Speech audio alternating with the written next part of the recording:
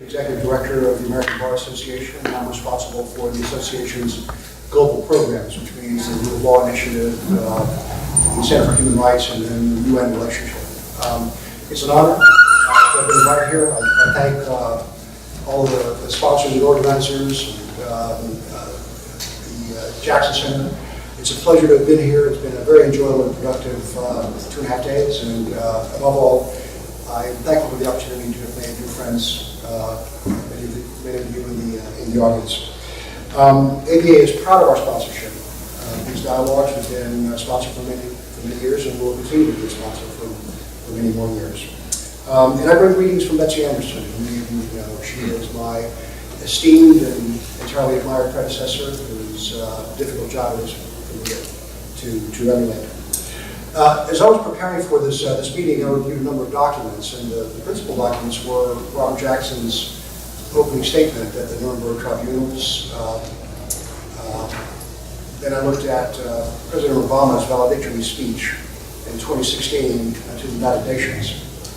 And lastly, I reviewed some of John McCain's recent writings, given the fact that he died, of course, just a few days before we started the conference. Let me say just a few words about each of these documents. First of all, about Jackson's opening statement. What's impressive about it from the first page is the confidence, the strength, and the hope that rings throughout Jackson's statement. And the optimism, confidence, and hope is really about many things, but above all about law. About law and international law as a solution to the world's problems and the direction in which the international community had to go in order to prevent another World War II from occurring. I mention this because what I've seen here is precisely that. I've seen the intellectual echo of the tone of Jackson's comments, the confidence, optimism, and hope about international law as an effective tool to resolve the world's problems. And I'll mention 3 examples, and these are the examples of Zeynep Van Buren, of course, Ismail Bia, and then the representatives of the North Carolina inquiry on torture. In each case, these individuals spoke about individuals and individual victims and the subjects of international law, the subjects of what we and the prosecutors seek to do by establishing the rule of international law to prevent atrocities and to prevent crimes against individuals. This is something I'll mention I wasn't expecting to find at the conference. I thought it would be a drier conference about principles of law and about actual legal instruments. I was not expecting to find. I was very much pleasantly surprised to see the focus on the victims and the harrowing individual stories that we heard from many of the speakers during the course of the conference. It's evidence of the relevancy of the work that we do here at the dialogues that I think needs to be applauded. Second of all, let me say a couple of words about Obama. President Obama, I think, is probably the most morally acute president since Lincoln.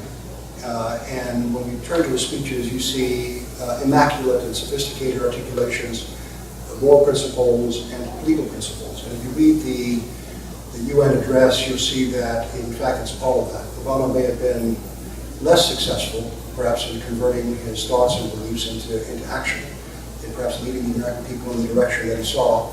But for articulating the problem and articulating the situation, he was peerless.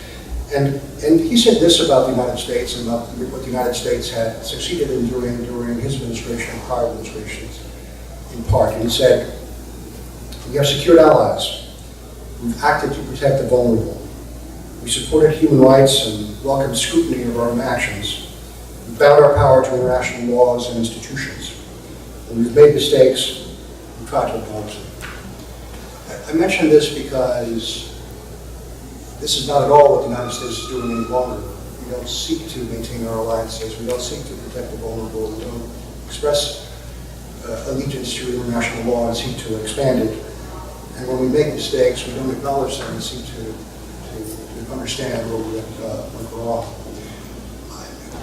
I mention this because, of course, the challenge of international law is always a difficult one, but when the leaders that have been driving the international law movement, as Robert Jackson, no longer stand foursquare behind the principles, then it's an additional call to arms for all of us who support international law to redouble our efforts and try to ensure that the American vision, the global vision, behind international law, behind the values that stand, which international law bodies are vindicated. And then third, let me say a few words about McCain, whose life and example has to be noted at a meeting in a session like today's. He was a complex man and a difficult person, but from the standpoint of serving as a moral example and understanding clearly the ideals that define the character and the purpose of the United States, he was without a match. And in his last book, The Restless Wave, which was a valedictory, he wrote this book and published it just a couple months ago. It was a book written in contemplation of death, and in many ways it was his final message to the American public and the international public. He articulated some views that I think are consistent with Robert Jackson's vision, and in fact the founding vision of this country. And I mention him not only in tribute to him, but also as an additional acknowledgement of what we've lost, because in some respects McCain was unique. Sadly, his rhetoric and his vision, his defense of ideals and values, was almost a solitary pursuit during the years since 9/11. And so the question we all face is, what do we do when we lose a leader of this kind of caliber, whose clarity had a significant impact on the way the Congress of the United States addressed these kinds of matters, and the way our nation focuses the issues that confront us.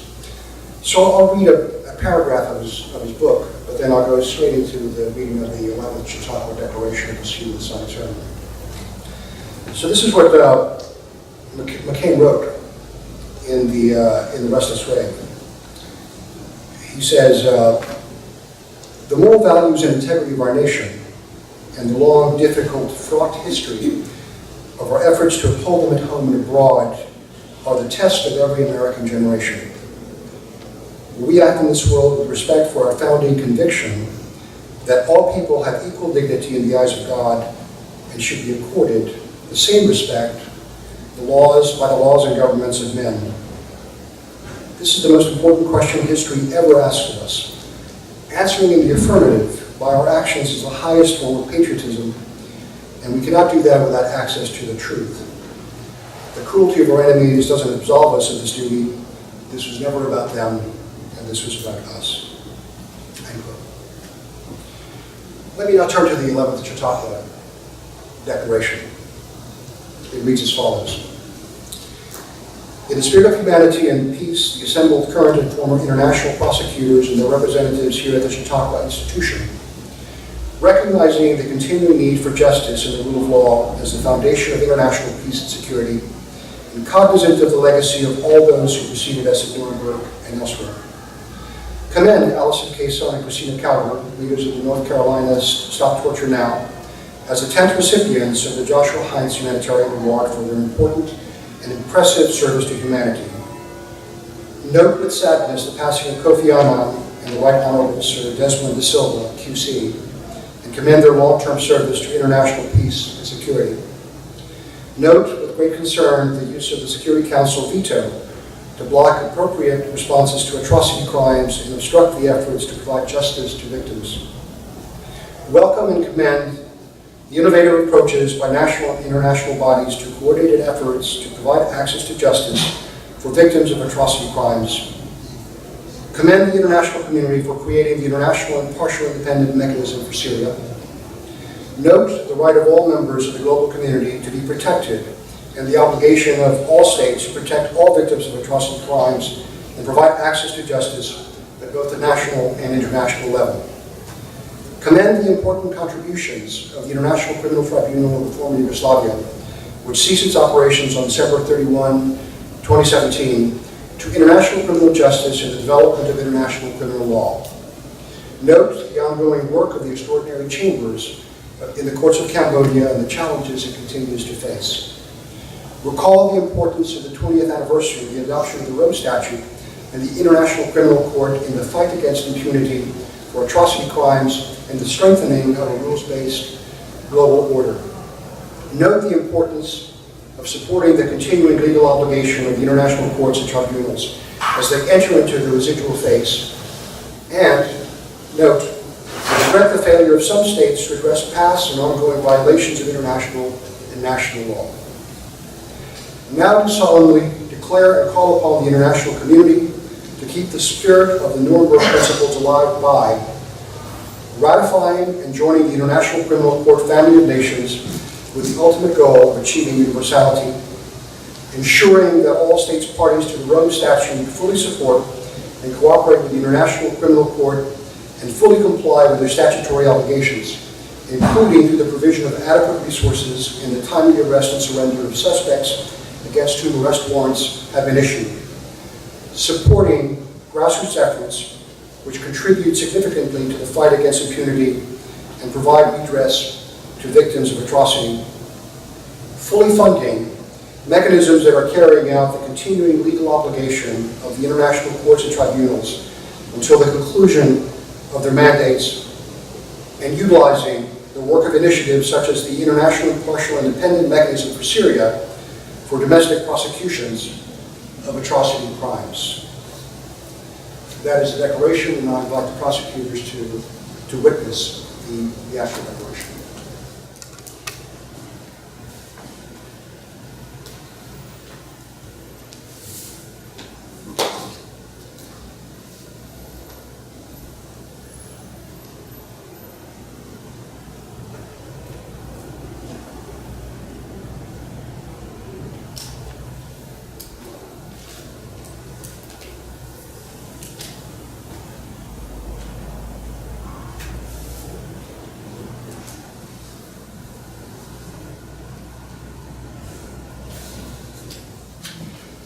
With these signatures, I declare the proceedings closed.